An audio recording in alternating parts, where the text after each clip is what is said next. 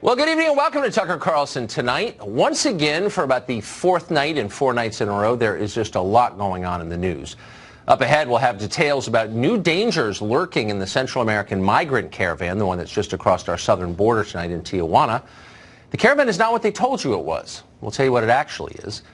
And then the question of voter suppression. Voter suppression is a phrase you're hearing a lot lately from Democrats. Suddenly it seems like it's 1956 again. But is voter suppression actually happening in America? We have the numbers on that, the conclusive numbers.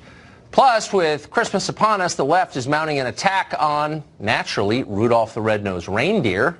We'll tell you what they're saying about him. But first tonight, the big news. President Trump's former personal attorney, Michael Cohen, pleaded guilty in federal court today to lying to Congress. Cohen conceded that he was intentionally wrong. He lied about the dates of an abortive Moscow real estate deal when he testified to the Senate Intelligence Committee last year. Cohen's plea was, of course, big news on cable television. The president responded to it as well. He called Cohen, quote, weak and, quote, not a very smart person. Well, that's objectively true, of course. It's also worth asking why anyone would hire a weak, dumb lawyer. Someday we'll get to the bottom of that. But for now, let's consider what we have just learned about how Washington works. Apparently, it's now an enforceable felony to lie to the U.S. Congress. On one level, that is good news. We should take our own laws seriously. Functional countries do that. Nations in decline set up sanctuary cities and ignore their own borders. Nor is it implausible that Michael Cohen might have broken this law or really any other law. Nobody who knows him is shocked by the allegation. If Cohen was accused of running a cannibalism ring, you'd have to at least take the charge seriously.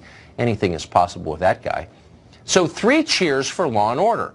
The problem is, if you're going to enforce statutes, you have to enforce them fairly and evenly. The law has to apply to everyone. Otherwise, it's not really the law. It's a political weapon. Michael Cohen is facing 5 years in prison for telling Congress something that he knew was false. How often does that happen in Washington?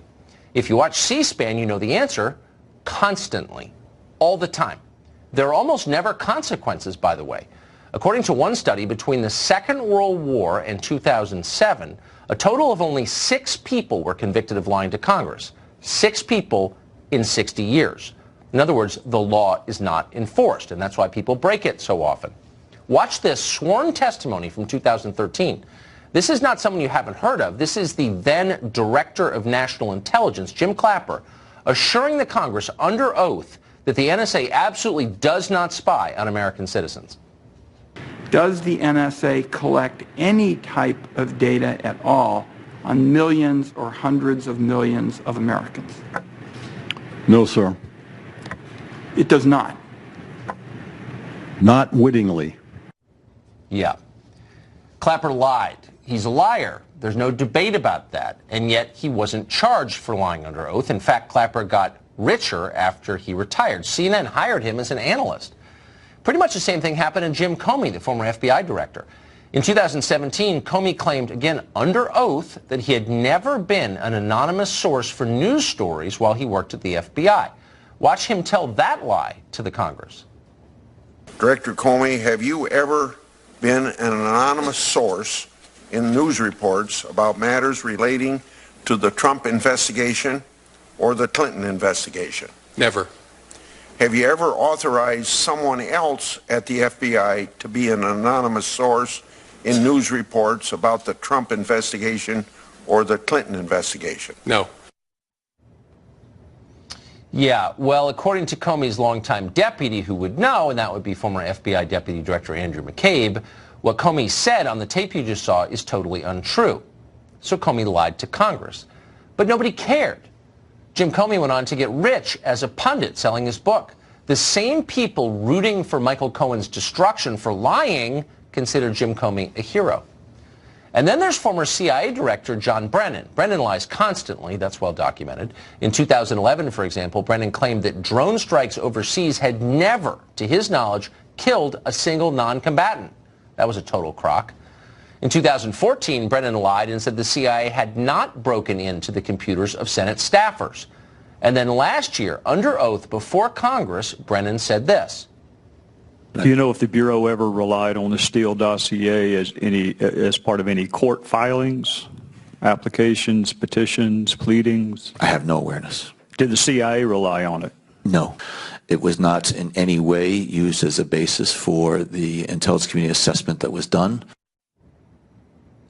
Yeah, that's a total lie, a flagrant lie, and a significant one about something that affects the life of this country. And yet, you know how the story ends, Brennan was never charged with a felony for lying to the Congress. In fact, just the opposite. Washington rewarded him. Brennan is now an analyst for NBC News. He could be on the air tonight telling you why it's so vitally important that Michael Cohen was charged with lying to Congress. Because we really can't have that. Rule of law, blah, blah, blah, blah, blah. Do you notice a theme here that connects all of these stories? Yes, there is one, and it's simple. The well-connected can do pretty much whatever they want. They can lie to the Congress with impunity, and they do. They can lobby for foreign governments without bothering to register, and they do. If they're rich enough, they can even, I don't know, molest children without being seriously punished. Ask Jeffrey Epstein. He did that. None of this, by the way, is a defense of Michael Cohen. That guy's a creep. He may very well wind up in jail. But if Cohen does wind up in jail, let's hope he's just the first in a long series of prosecutions. If the law is applied to Michael Cohen, then it has to be applied to people who have lied about things that actually matter. Jack Abramoff knows a lot about Washington. He's been here a long time. He's a former lobbyist, and he joins us tonight. Jack Abramoff, you've seen both sides of this. You've been in a position similar to the one Michael Cohen is now, charged with a crime under the lights, and you've also operated freely in Washington. Do you think that I'm overstating the case? Is the law evenly applied in this city? No, it doesn't seem to be evenly applied or anything close to evenly applied. And I think that this is one of the things that upsets the American people everywhere I go when I speak. People now, instead of ranting against corruption as they normally do, they've identified this as really one of the big problems that you have on the left. A series of people, the list is actually too long even to recite on the air, who have seemingly committed unbelievable crimes, the Clinton Foundation, et cetera, and instead of being punished or prosecuted or indicted, they're running for Congress, like Donna Shalala and others. And so I think that it seems certainly that the justice system in America, even under Republican presidents, is geared to go after people on the right and to ignore people on the left. Again, that's not to excuse Michael Cohen. I don't know what his deeds are, and we'll see what they are. But it seems that people on the left who are doing far worse than that, nobody says a thing about them. It also seems like the slowest gazelle gets eaten. I mean, Michael Cohen is dumb, if I can just say, someone who knows him, and not personally popular, and obviously he's attached to a very unpopular presidential campaign and a very unpopular candidate. And so he seems like a very natural target, whereas someone like Jim Clapper, who's seen as this wise man, this chin-tugging graybeard, can lie about something deeply significant, about breaking the law. The NSA is not allowed to spy on Americans.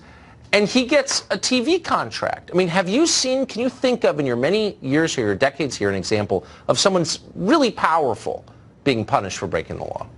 No, I can't. I can't think of certainly since Watergate, and even the people who were punished in Watergate really weren't very powerful people. Right, exactly.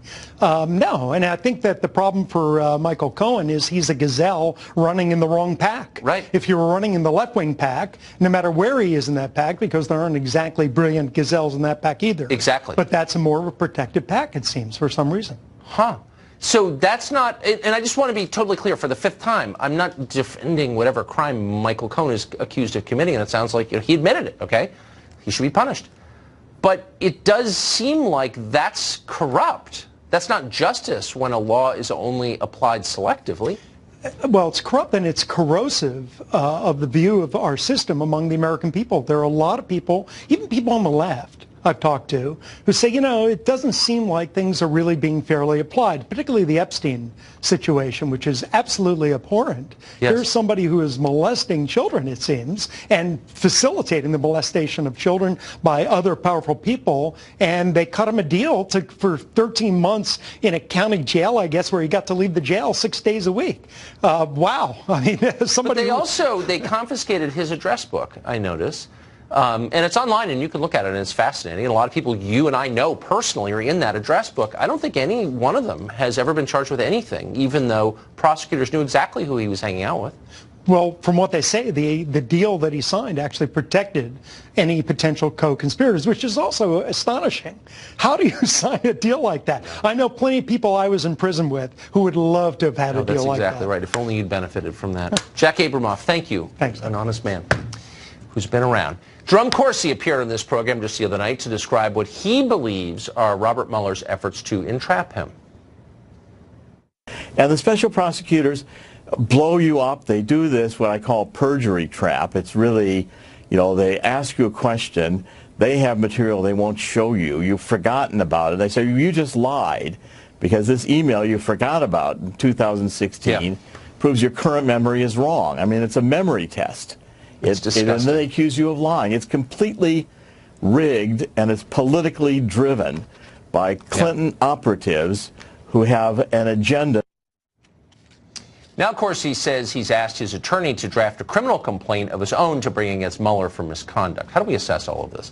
Elizabeth Price-Foley is a constitutional law professor at Florida International University College of Law, and she joins us tonight. Elizabeth, thank you very much for coming on. If we take 3 steps back, I'm a little bit surprised that this late in the process, we're still talking about Michael Cohen pleading to lying about the date of a perfectly legal real estate transaction that didn't even come to fruition, and Jerome Corsi at 72.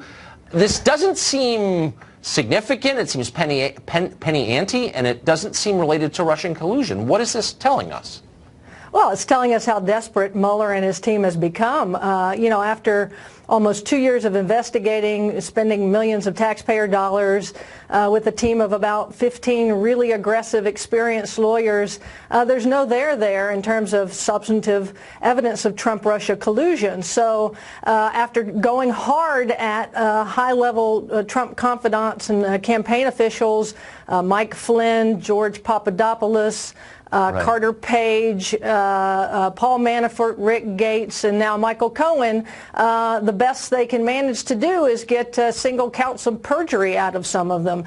So it shows you that these process crimes are all they've got. They don't actually have any evidence of Trump-Russia collusion, which was their mandate. But they're playing up the term Russia. And by the way, maybe they have videotape of Trump and Putin in the sauna, dividing up the world or something. I mean, who knows? But as of right now, it seems like there's a lot of Russia. They're planning a real estate deal in Russia. And then once you calm down a little bit, you think, well, is that a crime, actually? Like, why are they telling me this? What does it mean? Yeah, no, it's absolutely not a crime. You're right. I mean, what Michael Cohen supposedly lied about was the timing of Trump Organization's pursuit of this real estate deal in Moscow. He said it ended in January 2016, and now he says it ended in June 2016. But it doesn't matter whether it's January or June of 2016. It was perfectly legal to do so. In fact, it's perfectly legal to do so right now if the Trump Organization wants to do so. Wait a second. You're saying he was off by 5 months. I mean, that seems like a 5-year sentence to me. Do you think that would be a fair sentence? I don't know. I mean, ask George Papadopoulos. I think he's serving now 14 days in prison right at this moment for being off by about a month on the timing of his conversation with that Maltese professor, Joseph Mifsud. But it doesn't matter because his Papadopoulos' meeting with Mifsud was perfectly legal to do. Trump Organization's pursuit of a real estate deal in Moscow was perfectly legal to do, even today if they wanted to. So what they got at the end of the day is just sort of misrepresenting the timing of certain things. Not that they didn't tell the Mueller team about those conversations or those deals. They told them about the substance of them. It's simply the timing of them. But look, it tells you that what's happening here is the Mueller team is sort of hoping that Americans have what I call spaghetti brain, which is that they're unable to disassociate two different lines of thought. One is that the Russians interfered in a very sort of bumbling way with the 2016 election, buying those Facebook ads and not being very effective. We admit that they did some of that. That's been documented. But that's one thing, that's one apple, and then the orange is whether or not the Trump campaign colluded with Russia to throw the American presidential election. On that issue, there's been absolutely no evidence despite 2 years of very hard investigation. But what the Mueller team and the Democrats on the left are hoping to do is that the Americans will have that spaghetti brain phenomenon phenomenon where they'll confuse the two and they'll conflate them, so that if you just say Russia, Russia, Russia, oh, right. Look, they lied about something having to do with Russia, there must be collusion, they right. say. I mean, they hacked our election. We're at war. Russia! Right. It's very McCarthyistic, too. I mean, there's a certain irony here, right, that the new Democrats, when they take over the House in January, are going to be having hearings about all of this, and they're going to start sounding a whole heck of a lot like Joseph McCarthy did. So Adam Schiff and Jerry Nadler are the new Joseph McCarthys. I do this with my dogs with squirrels, so I know what it is. Professor, thank you very much. Great to see you tonight. Thanks. Stacey Abrams ran for office in Georgia. She lost fair and square, but she still is not conceding and is filing a new lawsuit instead because voter suppression. Was there any? We've got the numbers. Fox News alert for you. We're looking at live pictures of the president's plane, Air Force One, landing in Buenos Aires, Argentina tonight. I think it has just touched down right now. So when he comes out of the plane or if anything interesting happens, obviously we'll go there right away because we're Fox News and we're on it. One now to sort of tie up, put a bow on the midterm elections. One of the races that we're still talking about is the one that took place in Georgia. The reason we're still talking about it is because one of the candidates has refused to concede, and that has given rise to an extended conversation about something called voter suppression. Turns out that turnout in the Georgia 2018 election was dramatically up over prior midterm years. 57% of registered voters turned out. That compares to less than half in 2010 or 2014. And yet, despite that, the Democrat in the race, Stacey Abrams, says that the election was stolen from her because votes were suppressed. Here's part of what she's saying. It was not a free and fair election. It was not fair to the thousands who were forced to wait in long lines. Is he the legitimate governor-elect of Georgia? He is the person who won an adequate number of votes. An adequate number of votes. In other words, more votes than Stacey Abrams got. But she still won't concede, and instead her PAC has filed a lawsuit alleging, that phrase again, voter suppression. So what exactly is voter suppression? Richard Goodstein is a lawyer and a former advisor to the Bill and Hillary Clinton family and campaigns, and he joins us today. Richard, thanks a lot for coming on. Of course. So look, I'm totally opposed to voter suppression. I'm for democracy, and always have been. So I think this is worth looking at carefully. But I'm hung up on this kind of logic barrier. If voter turnout was higher than it had been in the previous two elections, how did voter suppression play a role? So you're enough of a scientist to know that correlation does not prove causality, right? Let me quote. What does that mean? Well, what I mean is there was higher turnout all over the country. And here are 5 things that Republican governors and legislators did to suppress the vote over the past few years. Closed polling places, purged eligible voters. They barred felons, which was overturned in Florida. Voter ID was required, which basically that basically cuts against inner city, often minority voters. And early voting was eliminated in states where early voting typically favored Democrats. So those steps were taken. Notwithstanding that, Kemp won. Congratulations. But that doesn't mean that there was no voter suppression. Okay, we know those steps but actually were taken. it does mean that, because voter suppression is what it sounds like. It's the suppression of votes. But Stacey Abrams got more votes than any Democrat in 10 years in the state of Georgia. She got more votes than Hillary Clinton got, who was running for president in 2016. And so, where are the votes that were suppressed? She got a historic number of votes. I don't understand. So maybe there were attempts made, but they didn't work by definition, right? You could have better pitching and still have more home runs, right? Basically, we know that Kemp had tens of thousands of people declared ineligible, and disproportionately those tended to be African Americans. But no one's claiming they weren't ineligible. They didn't match. The ID didn't. Their voter registration did not match the day of voting form, and that's the law in the state of Georgia. So I'm not sure. That wasn't the only reason. Again, I think there were plenty of other. Again, there were polling places that were closed. There were various steps that were taken. Look, as a general rule. But will you at least concede that exit polls suggest that African Americans voted in the same proportion they had in previous elections in the state of Georgia? So there was no exit polling did not detect any drop off in black voting, period. And her numbers again were the highest for any Democrat in 10 years. So will you at least concede that maybe voter suppression, if it existed, wasn't very effective? No, because in every other state, no, because here's why. You can laugh. Right, in every I am other state, laughing. Black vote was up.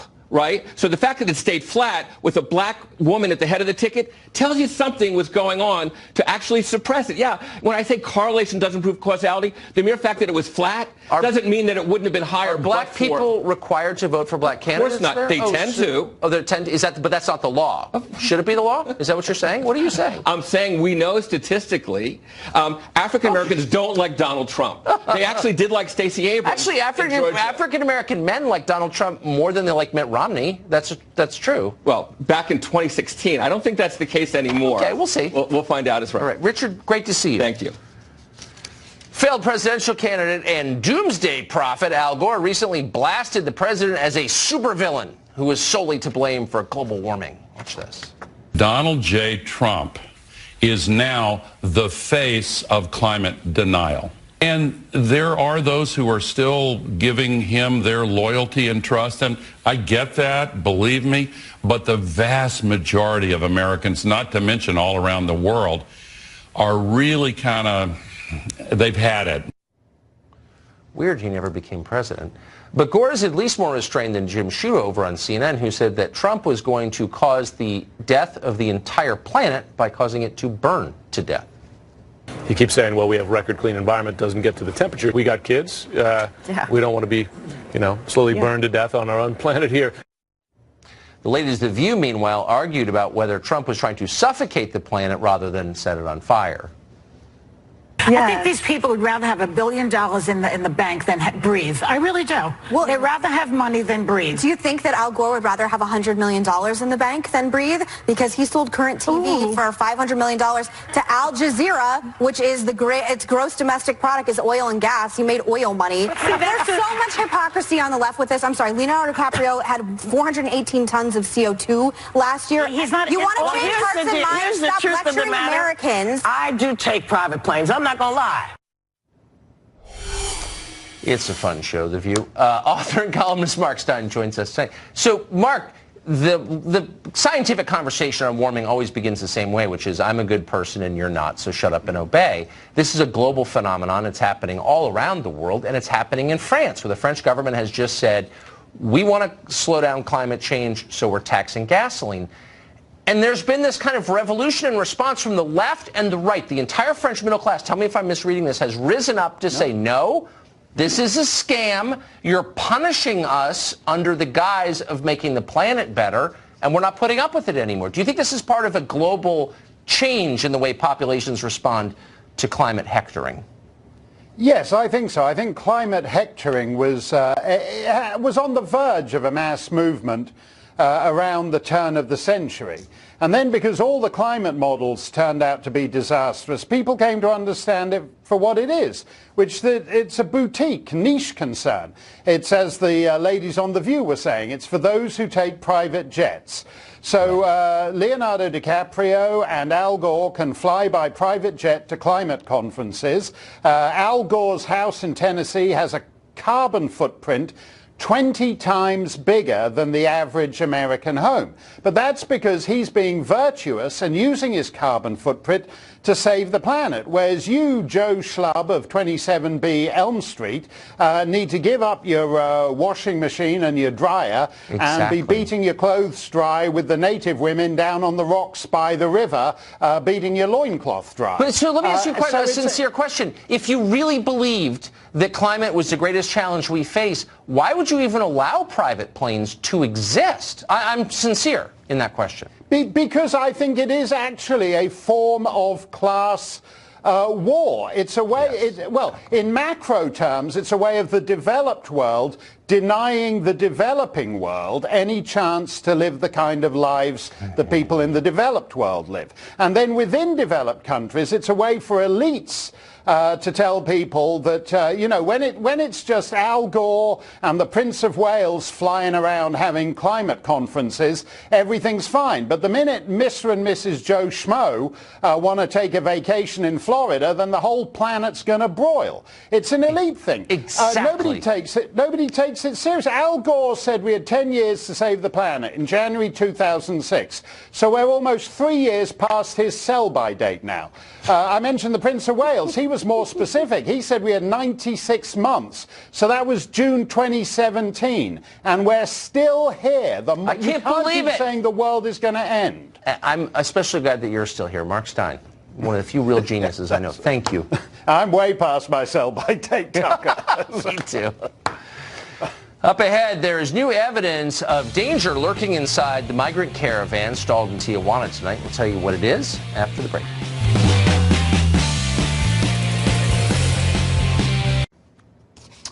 Well, there's new evidence of some danger within the migrant caravan now in Tijuana. It's not the people themselves, but the diseases that some of them could be carrying. And this is according to Mexican officials.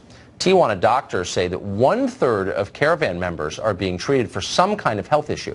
There are about 6,000 people in the caravan. More than 100 have lice or skin infections, 4 have HIV, 3 tuberculosis at least. Now, if these migrants are allowed into this country, no questions asked, of course, treating their ailments will become our responsibility. That's what we already do for illegal immigrants currently here, about 22 million of them. Meanwhile, an MS-13 member recently captured by the Border Patrol says he came with the caravan. You think he's the only one who came with the caravan? If you do, congratulations, you can be the new CNN White House reporter. Well, American elites lecture us on the importance of letting in anyone who wishes to move here into our country because immigrants are better than we are. Life for actual Americans continues to get worse, and measurably so. New data show that in 2017, life expectancy for American middle-class citizens fell yet again, thanks in part to 70,000 drug OD deaths and the highest suicide rate in 50 years. It's not a stretch to say that life for ordinary people in this country is getting not simply shorter, but worse. And the most remarkable thing of all is that nobody seems to care. Tammy Bruce is a radio host and president of Independent Women's Voice, and obviously a fixture on this show, and we're grateful for that. So, Tammy, I guess what's so striking about this is not simply why it's happening, but the reaction you're seeing in Washington, or the lack of.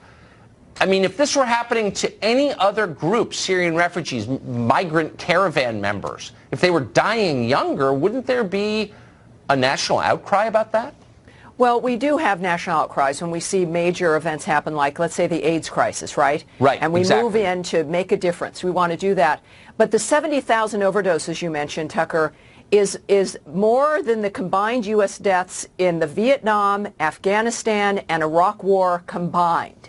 So of all those wars that have, hurt the soul of this country, 1 year, 2017, 70,000 overdose deaths, more than the deaths in those wars combined. And then you have 47,000 suicides, which is an astounding number. But what we've got here is a government, and people say it's hopelessness, and we know that, of course, people turn to something like that, but the American people are resilient. What is new, and the CDC statistician guy said they've never seen numbers like this, but what's new is the opioid crisis, our action against that, and then Americans turning to illegal street narcotics like heroin and fentanyl. And I contend that they're not saying much about this because you have the start of it was through Obamacare and the healthcare dynamic of taking a pill instead of having a surgery because it was cheaper. That's right. But then also, now, in order to deal with this, 90% of the opioids, the fentanyl, the synthetic that is coming into this country is from Mexico, is from the southern border. It's a combination of Chinese influence as well, but it's Mexican. It's the Sinaloa cartel in Mexico. So in order to deal with this, Tucker, we'd have to actually talk seriously about border security, and we can't do that because then that would make Donald Trump look right. So we've got so many Americans being sacrificed because politicians don't want to have a conversation about security at the border. Every time I bring this up on this show, the person I'm debating blames America. It's a demand problem. That's right. Okay, it tells you it's not. This is a big government problem established by the government, Americans abandoned, and then a refusal to address a core of what we could do, and then deal also with addiction, which we have to do, but deal with that core at the border, and they're not willing to do it. Tammy Bruce, thank you for that Thank you, incisive Tucker. analysis. Time now for final exam. Can you beat the experts at remembering what happened in the news this week? This week we have a special showdown between former Trump campaign chairman Corey Lewandowski and Dave Bossie, his co-author of a new book, a highly divisive final exam, after the break.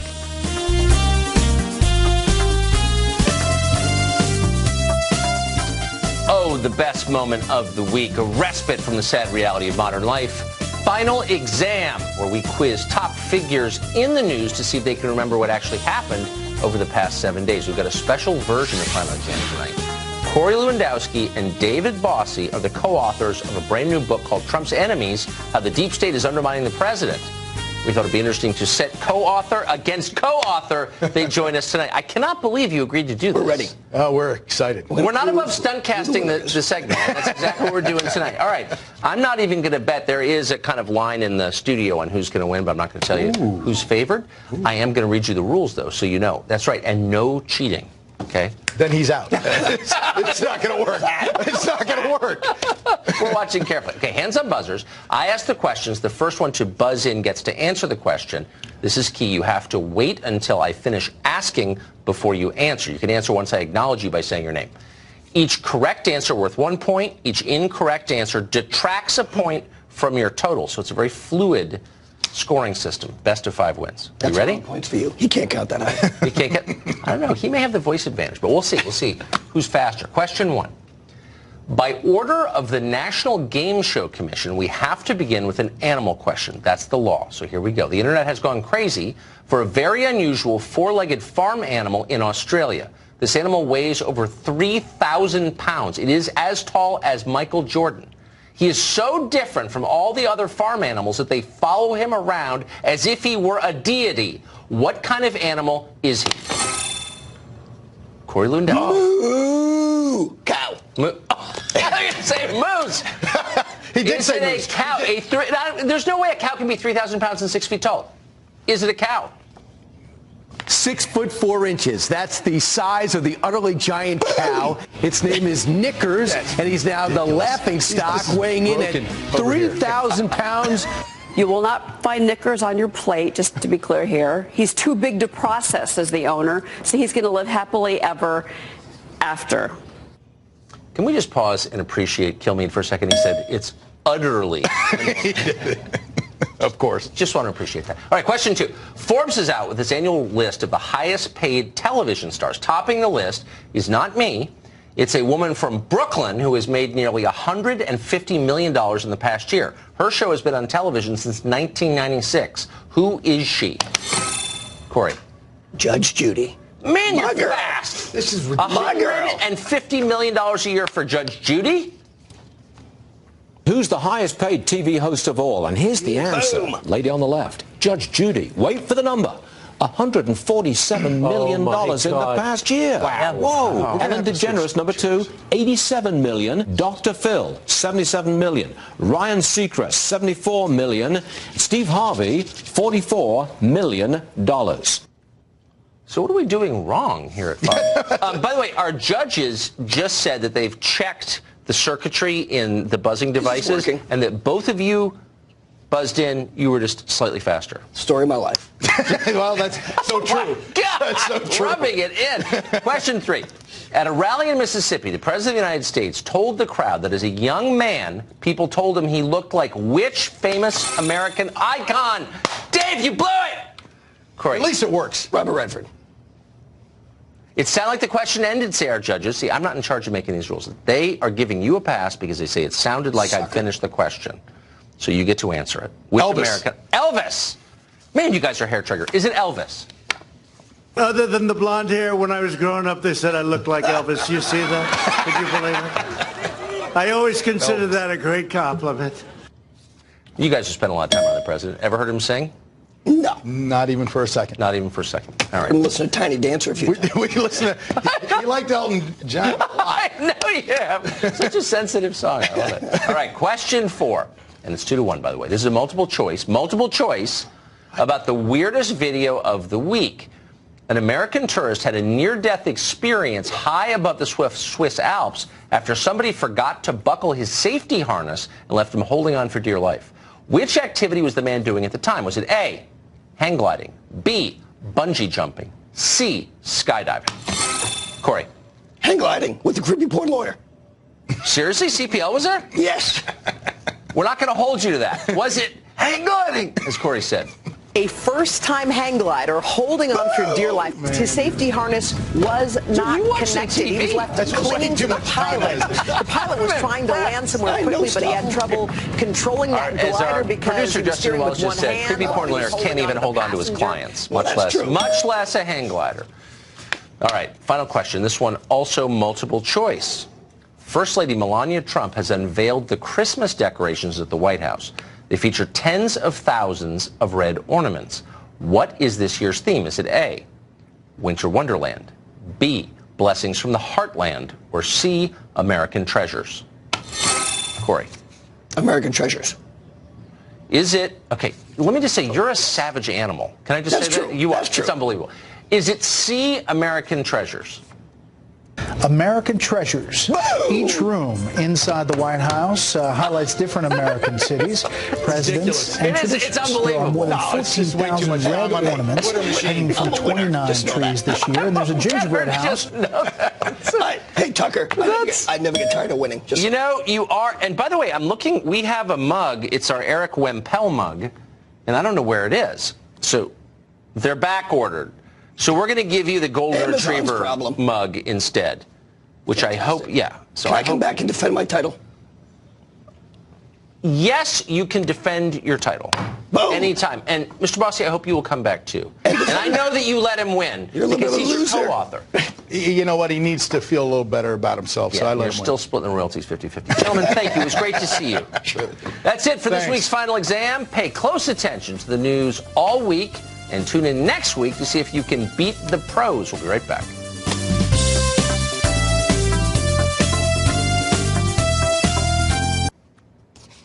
Well, there's new evidence of some danger within the migrant caravan now in Tijuana. It's not the people themselves, but the diseases that some of them could be carrying, and this is according to Mexican officials. Tijuana doctors say that 1/3 of caravan members are being treated for some kind of health issue. There are about 6,000 people in the caravan. More than 100 have lice or skin infections, 4 have HIV, 3 tuberculosis at least. Now, if these migrants are allowed into this country, no questions asked, of course, treating their ailments will become our responsibility. That's what we already do for illegal immigrants currently here, about 22 million of them. Meanwhile, an MS-13 member recently captured by the Border Patrol says he came with the caravan. You think he's the only one who came with the caravan? If you do, congratulations, you can be the new CNN White House reporter.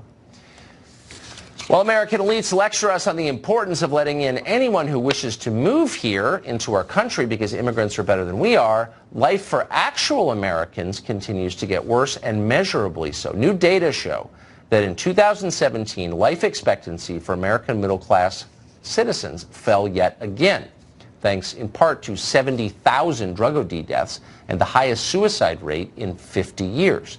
It's not a stretch to say that life for ordinary people in this country is getting not simply shorter, but worse. And the most remarkable thing of all is that nobody seems to care.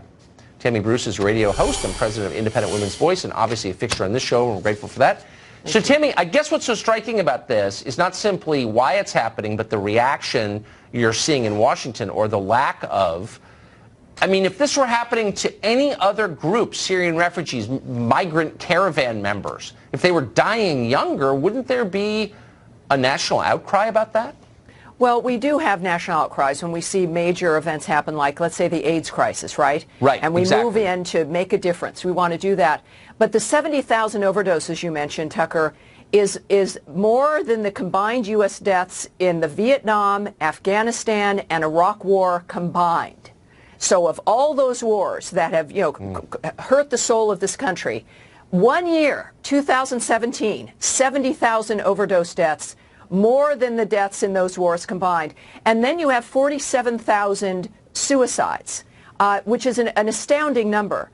But what we've got here is a government, and people say it's hopelessness. And we know that, of course, people turn to something like that. But the American people are resilient.